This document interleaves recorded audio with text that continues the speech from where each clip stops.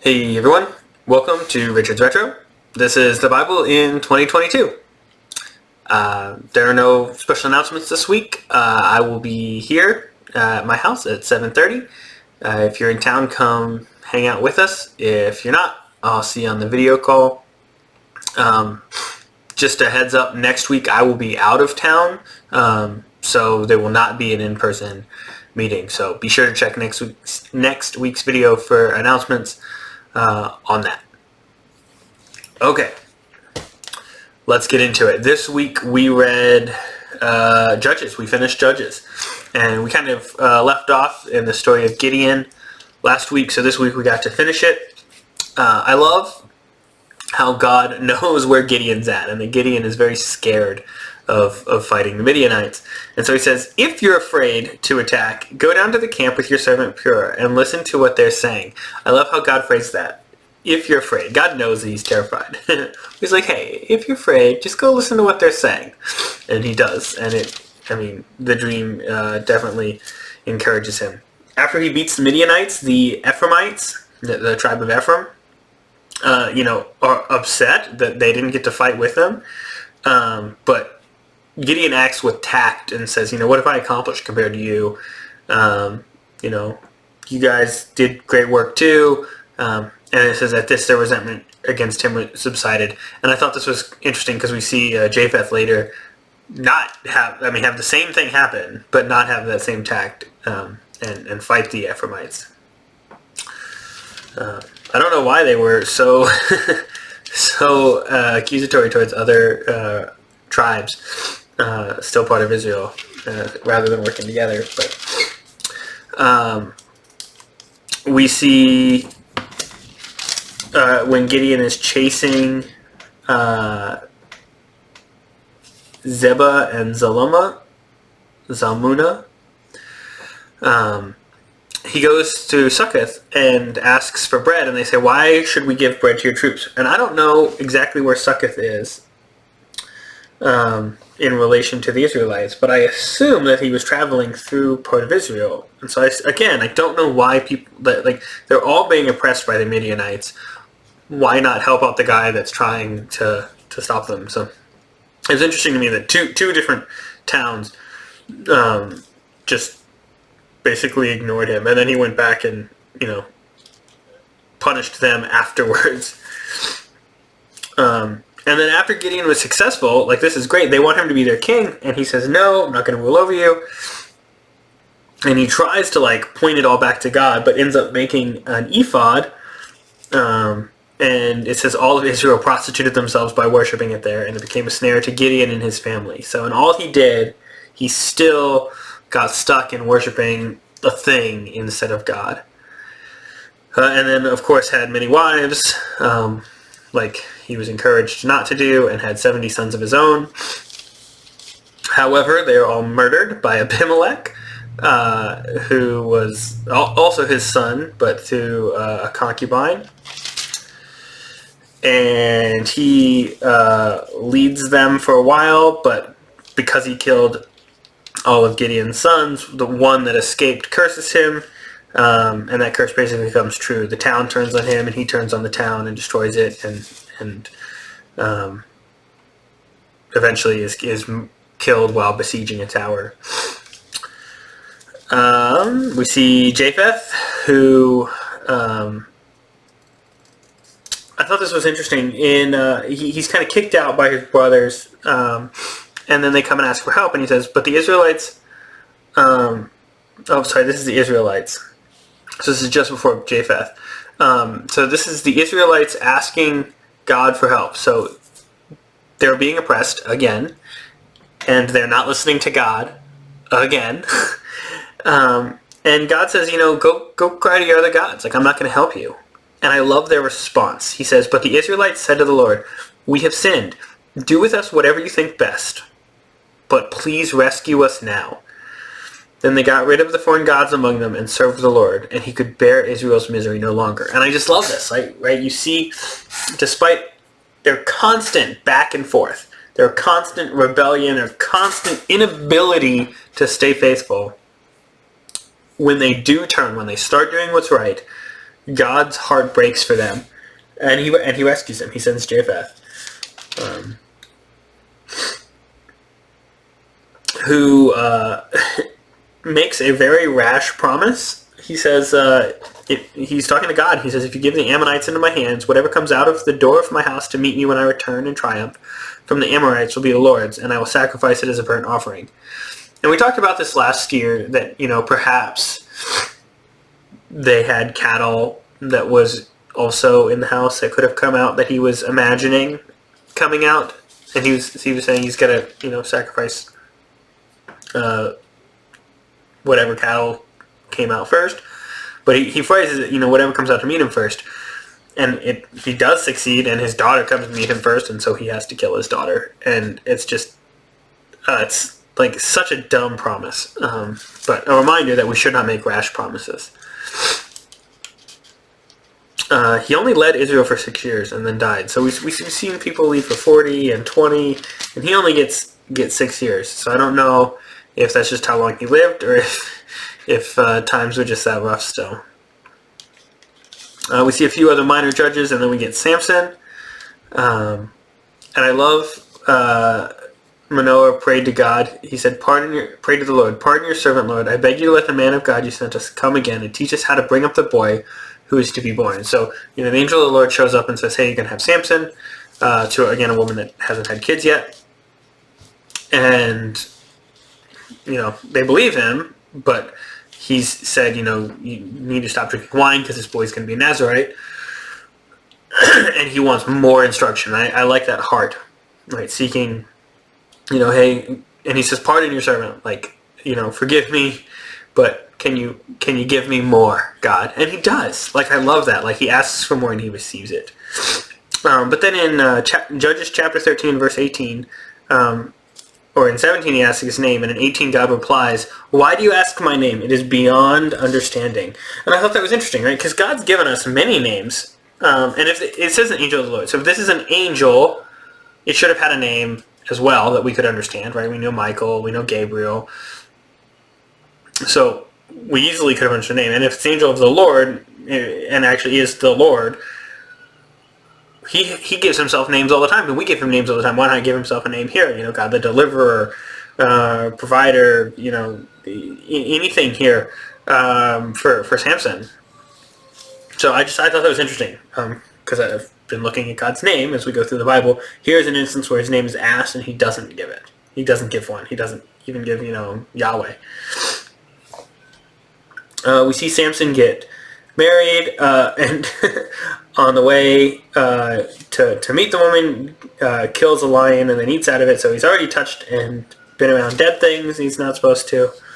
I'm sure he did many other things. He was drinking, right? So, and then he gives them a riddle, they solve it, he gets upset and leaves, and his wife is given to one of his companions, and I just thought that was weird. It seems like a terrible practice.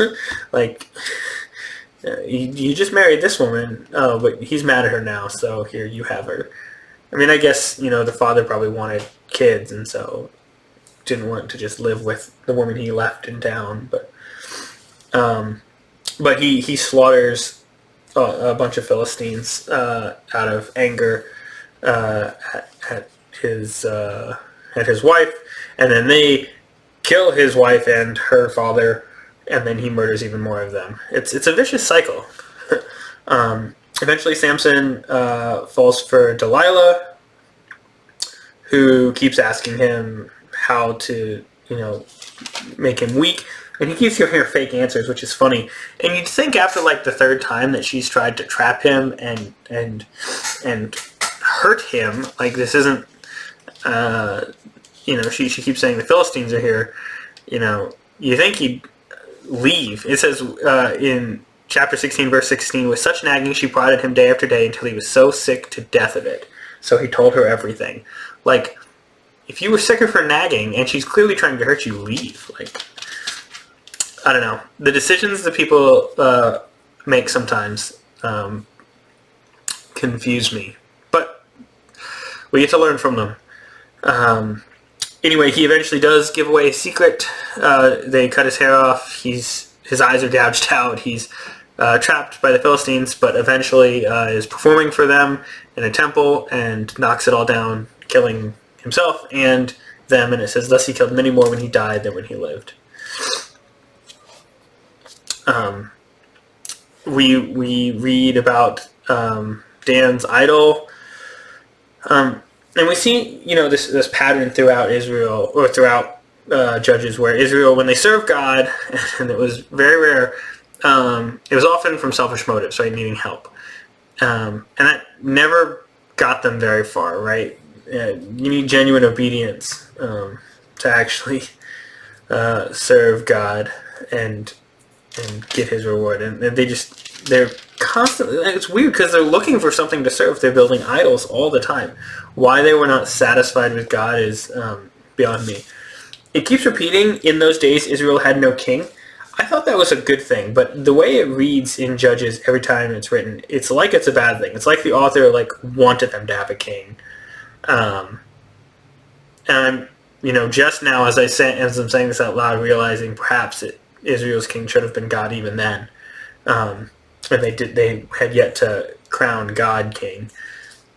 But they had no king, right? They lived as tribes and just followed the judges, which would have been good if then they had followed God.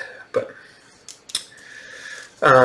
we see the Levites' concubine get raped and then sent out to all of Israel, so the Israelites punished the Benjamites, basically decimating them, eliminating them almost completely, and then feeling sad that they didn't and trying to help because they're upset that they're going to lose the tribe of Israel, because it mattered a lot to them. Like the number 12, having the 12 promises mattered, right? Because it was God's promise, and so not having all of the tribes was painful. And we see that throughout the Bible. They list the 12 tribes. They do gymnastics to always have 12 tribes. And then the way they get them wives at the end is really weird, because they've promised that they're not going to give their wives to the Benjamites, but they don't want the Benjamites to be completely cut off the face of the earth, so they let the Benjamites steal wives. That seems more appropriate, right? All right. We read 3 Psalms this week, but I'm going to read just one because it really stood out to me. Psalm 146. I love this, right? In verse 6, He's the maker of heaven and earth, the sea and everything in them. He remains faithful forever. But then it says in verse 8, the Lord gives sight to the blind. And I was just thinking this week, I wonder if that's prophetic, right? I mean, it's obviously pointing at Jesus, right, who did give sight to the blind. But I wonder back then if it was common, or if it had even happened, that God had restored sight to the blind in David's time. Or if David was like, yeah, the blind can't ever see, but God could do it. And he sees Jesus doing it in the future. So I just wonder when people read this, if they were like, oh, that's outlandish, that'll never happen. And then, obviously the people of Jesus' day got to see it. I wonder if any of them thought back on this verse, saw Jesus popping out in it. Okay, in Luke, we finished Luke this week, which was just the story of Jesus' death and resurrection. I thought this was interesting. In chapter 22, verse 31, Simon, Satan has asked to sift all of you as wheat, but I have prayed for you, Simon, that your faith may not fail. And I just think it's interesting. We should remember that Satan is constantly trying to test us and to pull us away from God. But we can pray for ourselves and for others around us for our faith, right? It's hard sometimes. Faith is hard sometimes. We can pray that our faith would not fail, that we would have more, and that the faith of our loved ones and our community would not fail. And we should do that because it's what Jesus did. And then in verse 43, still chapter 22, an angel from heaven appeared to him and strengthened him. And so I've been talking about this as well as I'm going through the Bible. Like, what are the angels for, right? We've talked about messengers, servants, I guess guides for the dead, kind of. And then here we see, them strengthening him. So this kind of falls in the serving category, but it's slightly different, and I thought it was interesting here. that they were sent to strengthen him. And I wonder if they would also be sent to strengthen us if we ask, when we need it in prayer.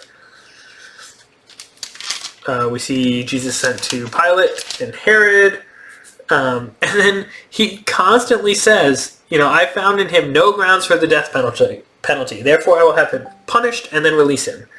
But they just keep shouting, right? And I just thought it was weird that in this time, in Roman times, that death by crowd was acceptable, right?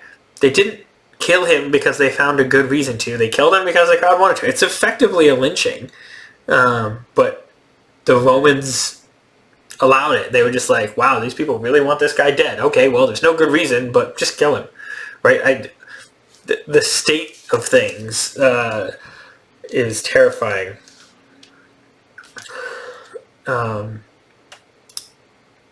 And I love this when Jesus is on the cross and one of the criminals says, "Remember me when you come into your kingdom." And I just thought that was interesting phrasing, like asking Jesus to remember them. And I hope he says he's going to remember all of us on the day of judgment. But I love this, that's that day, right? Jesus doesn't have to wait long to remember this guy. He says, "Today you'll be with me in paradise." And I thought that was awesome. And then I got a great chuckle out of this year. So Jesus is laid in the tomb, right? He dies. He's put in the tomb, and the women had come they went home and prepared spices and perfumes, but they rested on the Sabbath in obedience to the commandment. So they couldn't go. Right, the reason he's in the tomb for 3 days, and the reason they couldn't go and check on him sooner is because of the Sabbath. And I just love this, that they're listening to the Sabbath, but Jesus is still not resting on the Sabbath. The entire time he was alive, he was working and healing people, and even dead, he is in hell conquering death while everyone else is resting on the Sabbath. And I just got a great chuckle out of that this week. Yeah. And then when Jesus comes back and he's walking with the two men on the road to, I think it was Emmaus? Yeah, village Emmaus. It says in chapter 24, verse 27, "And beginning with Moses and all the prophets, he explained to them what was said in all scriptures concerning himself." I want that speech. I'm so sad it's not written down, and I cannot wait to hear it. But to hear Jesus just describe everything that points at him and be like, "Look, it's me." And I'm sure we got some of it in their writing afterwards, but to have so much of it come straight from Jesus, that's awesome. And I love it. They tell him that it's too late to go out and he should stay with them. And then as soon as they realize he's Jesus, they get up and return to Jerusalem at once. And it says that they gave him a piece of fish and he took it and ate it in their presence. So I'm using this as hard evidence that we can eat in our new bodies, and that we're going to get to eat with him. We'll see. We'll see. But I'm still very hopeful. And then in Acts, we read the first 2 chapters of Acts. The part that just stood out for me is Acts 2, verse 24. It says, "Because it was impossible for death to keep its hold on him."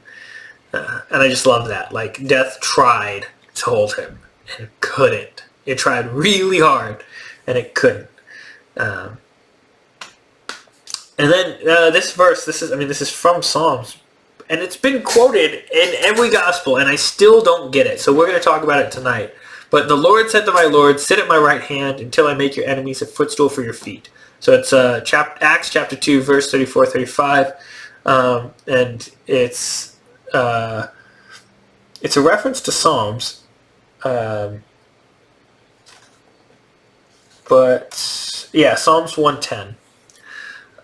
So you can go look at it there too, and which we've read, right? And so it's just, I don't understand it, right? I get it, like the Lord said to my Lord. So God said to me, is what I think it's saying, "Sit at my right hand." Or maybe it's God said to Jesus, "Sit at my right hand until I make your enemies a footstool for your feet." But even that way, right? Like, they keep using this as like an example that God made Jesus Lord and Messiah. But other than the fact that it says Lord said to my Lord, which could be God to Jesus rather than God to David, and definitely not David to Jesus, why, like, how does this point to Jesus? Like, why do they keep bringing this up? Like, what does this prove? Right? I get the one where, you know, it's basically talking about the way that he was died, or the way that he was crucified, and how they cast lots for his clothes. Like, that points straight at Jesus. You see it exactly. But this one, they keep bringing it up, like, oh, look at this verse. Look at this verse. It points right at Jesus. And other than the Lord said to my Lord part at the very beginning, I do not get how it points to him. So I'd love to talk about that tonight. All right, everyone. That's it for this week. Thanks for sticking around to the end. And I hope to see you all for our conversation tonight. Cheers.